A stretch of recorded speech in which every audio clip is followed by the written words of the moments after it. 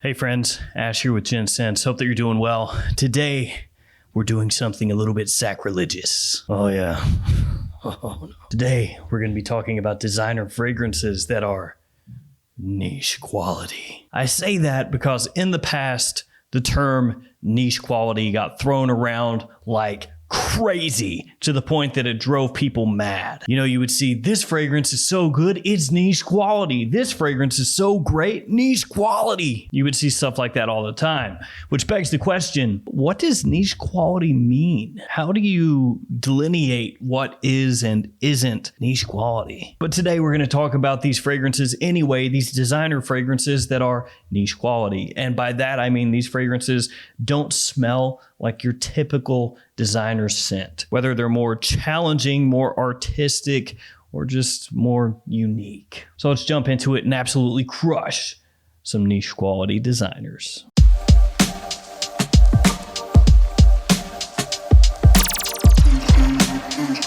We're going to kick things off with the first fragrance that will always pop into my mind if you ask me, hey, what's an affordable designer fragrance that still has that niche quality? This is the first thing I'll think of, and it's ENCRE Noir from Lalique. Vetiver, cypress, cashmere wood, and musk, some of the notes in the scent here. It has a bit of a similarity to Sycamore from Chanel, and that is not a bad thing. If you love vetiver fragrances that have a bit of a dark, rooty feel to them, something that is definitely out of step with what most designer brands are doing nowadays, then you've got to check this out. I can still remember the very first time that I smelled ENCRE Noir, and I was just gobsmacked, as the British might say. I was blown away. I thought, holy crap, $25 and it smells like this. Now, as I said, it's more for people that like that kind of dark woodiness, but you would expect that looking at the bottle and the name. Fantastic scent though, amazing bang for your buck. And really you could go with ENCRE Noir, ENCRE Noir Sport, or ENCRE Noir All Extreme. I think all those fragrances are niche quality, we'll say, especially for the price. Next up, Narciso Rodriguez for Him. This is the Eau de Toilette. You could also go with the Eau de Parfum. Violet leaf, musk, patchouli, and amber, some of the notes in this scent. A lot of people will say that this one reminds them of the smell of wet concrete. Now you're probably thinking one of two things when I say that. Either team A, what? Wet concrete? That sounds awesome. Can I get some of that? I love the smell of petrichor. And then team B, why do I want to smell like a wet road? Still yet though, the fact that there even is a team A and team B on that tells you all you need to know about this being a little bit different than most fragrances out there. Now I wouldn't say that it smells straight up like a photorealistic wet concrete after the rain, but certainly you could put that imagery in your mind when you smell this, and definitely the look of the bottle doesn't hurt. Great fragrance though. It is one that's a little more sophisticated, a little more refined, you might say. So younger guys maybe wouldn't like it quite as much, but I think it is a great under the radar fragrance for the vast majority of people. Next up, we got to go with this one, Moschino Toy Boy. It's got rose, magnolia, pink pepper, pear, and vetiver as some of the notes in the scent.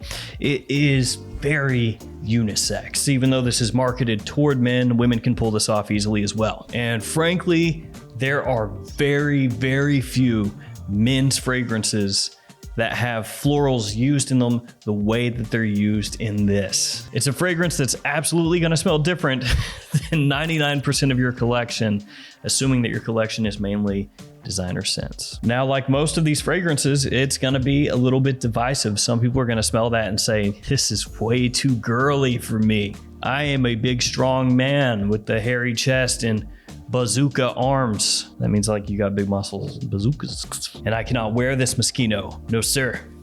Some people will feel that way. I think though that this thing is great. It's really interesting. It grew on me a lot over the time that I wore the fragrance for a review. Is it a fragrance that I wear very often? No. But I still really like the way it smells. Next up, let's go with a little bit of that Gooch. And by that Gooch, I mean Gucci Guilty Absolute. Another one that some people absolutely despise. It's got leather, cypress, and woods. And the leather in here is kicking, guys. It is strong. Some people get a medicinal kind of Band-Aid smell from the fragrance. And For a lot of people, that's going to be a deal breaker. Obviously, this one didn't do that well as far as sales go, because this one was pretty quickly removed from shelves at retail stores. So yeah, Gucci Guilty Absolute did not crush it the way that Gucci was helping, but it definitely stands apart and stands tall and strong. I actually love this thing. I think it smells awesome, but I absolutely get how divisive it is. When I smelled this the first time, I thought to myself, that's not going to be for everybody, is it? But if you don't mind wearing something that maybe some other people would find experimental, then I say check that one out. It is a fantastic scent, and it's not going to be easy to find for too much longer, because unfortunately the vast majority did not accept that one with welcome opening arms. Let's go from one Gucci to another. Now, I gotta tell you guys, this one is mad expensive, okay? It is crazy, crazy expensive, even at discounters. This fragrance runs niche prices easily, actually above a lot of niche fragrances. So even though it's technically a designer scent, pricing wise, there's nothing designer about this at this point. It's Gucci Intense Oud. Incense, oud, additional woods, and leather. Once again, some of the notes in the scent. This is an amazing fragrance that Gucci pulled off here. It's just great. I love the presentation. I mean, they've used this bottle in other fragrances, but I still love it. Gucci by Gucci is a fragrance that I absolutely adore. I know a lot of people don't know about it, don't care about it, but it comes in the same presentation, just different colors. So this fragrance is going to give you a similar feel to Black Afghano by Nasamato.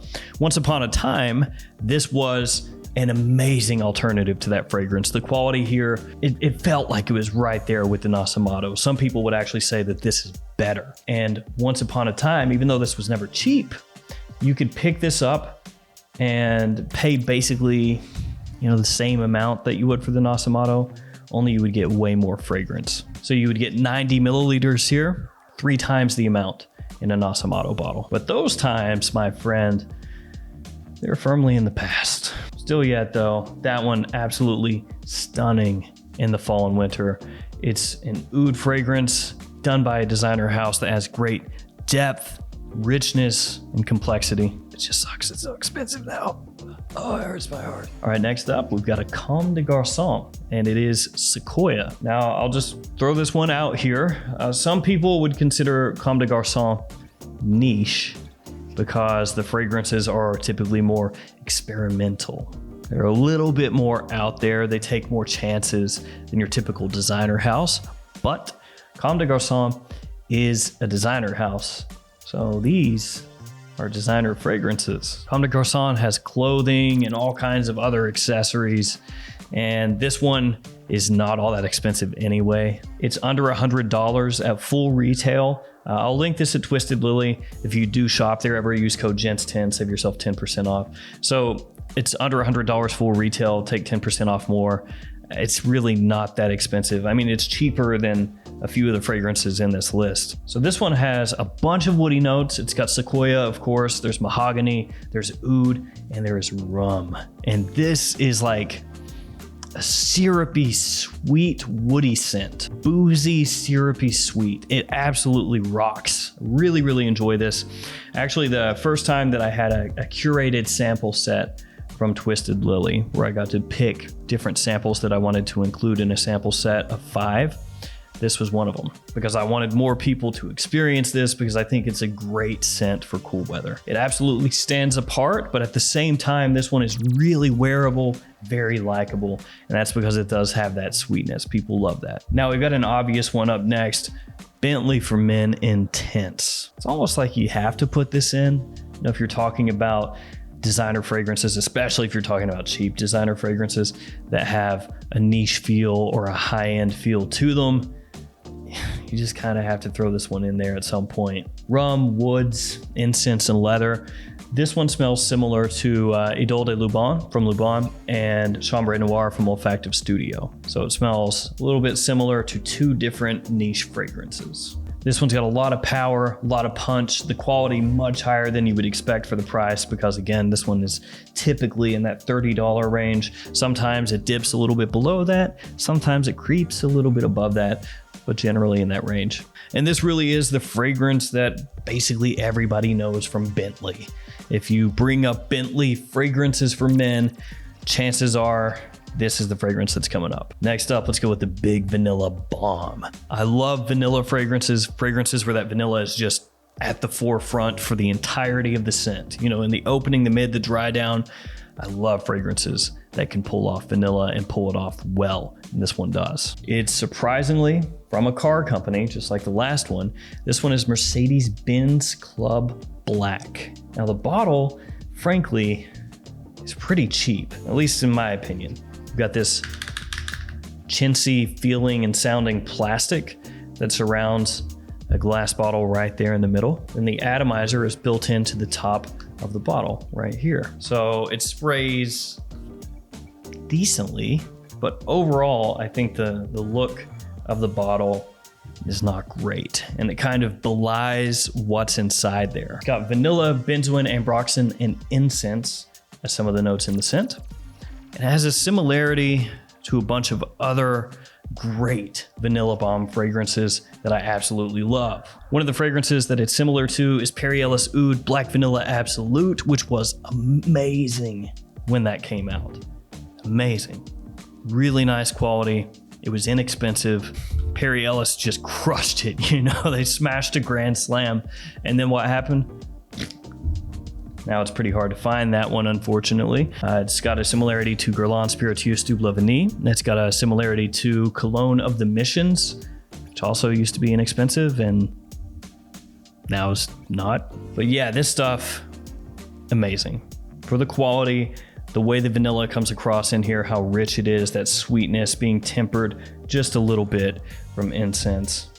I love it. Now let's go with the Tom Ford. And really you could go with so many different Tom Fords here, but I'm gonna go with Noir Extreme. Now the Tom Ford that I probably would have put here is Noir Anthracite, but that one, that one has seen better days, getting pretty difficult to locate. Kind of like Gucci Guilty Absolute. People just didn't take to it. This one has Kulfi, vanilla, cardamom, and amber as some of the notes in the fragrance. Good sweetness balanced by spice and this kind of pistachio feel from the Kulfi. So it's a very unique scent profile, but it maintains this great versatility and wearability. At least as versatile as a fragrance that smells different than pretty much everything else can have. It's a surprisingly big compliment puller. The quality is there just like you would expect from a Tom Ford, but this being a Tom Ford, it's not gonna come cheap. Noir Extreme though, I think is a fantastic scent. Really, really nice for fall and winter time. Now last up, we're gonna throw it back. This one came out, I believe, in '95. So part of the reason that this is gonna smell niche nowadays is because it comes from a different era. And even in the mid 90s, it was pretty unique, kind of did its own thing. And I love the way it smells. I still wear this today. It's Opium Pour Homme from Yves Saint Laurent. Star anise, black currant, vanilla, and Tolu balsam. Some of the notes in this scent. Yeah, this stuff is great. Oh man.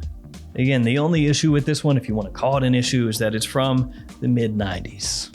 So for some people, especially younger guys, they're gonna smell this and maybe not appreciate it quite as much. They're gonna say, can't wear it, dude. Too old, man. It's got this bit of spice, this tartness, and then this rich, very throwbacky masculine sweetness underneath it all. Opium's actually a pretty good name for it, because if that's the type of fragrance you like, or you just like the way that smells, it's very addictive. It's the kind of fragrance that you're gonna look like a weirdo when you're wearing it, because wherever you're at, you're gonna be trying to maneuver your appendages close to your nose so you can catch another whiff. I'm sure a lot of you have done that before, you know what I'm talking about. Be out at a store and you're just like,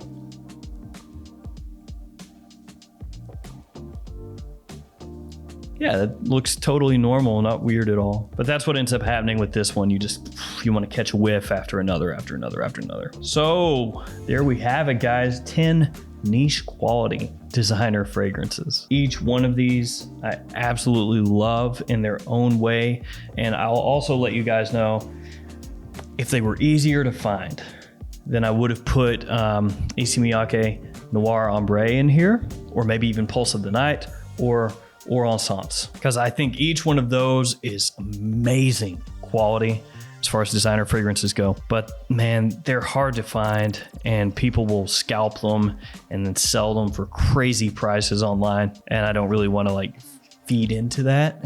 So if you can ever find one of those 3 for a decent price and you don't have it, pick it up. All right, guys, it's gonna do it for me. Thanks for hanging with me today. Thanks for your support. Stay safe out there, and I'll see you tomorrow with another fragrance video. See you later.